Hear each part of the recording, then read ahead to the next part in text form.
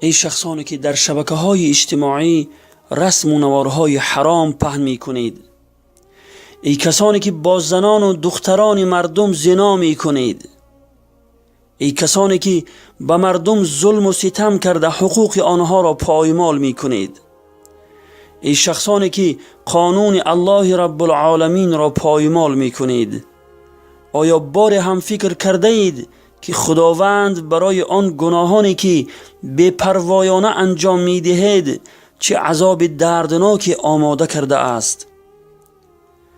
حدیثی که الان برای شما بیان می کنم کمترین عذاب یک مرد دوزخی را بیان می کند. خوب گوش اندازید. از حضرت نعمان بن بشیر رضی الله عنه روایت است که فرمود از پیامبر خدا صلی الله علیه و سلم شنیدم که می فرمود کمترین و آسانترین عذاب در دوزخ برای مردی می شود که 2 پاره آتش در زیر پایهایش گذاشته می شود که از آن مغز سرش می جوشد. یعنی از همه آسانترین عذاب دوزخ چنین است که انسان را در زیر پایش 2 پاره آتش گذاشته می شود که از آن مغز سرش می جوشد. العیاذ بالله.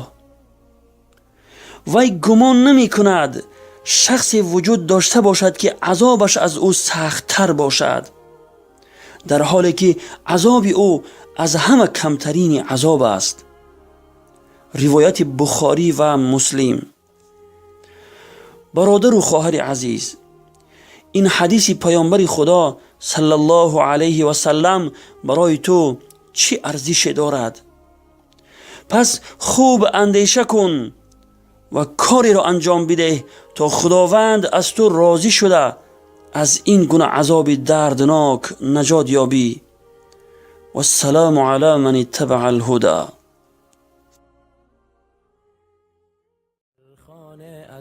استغفر الله.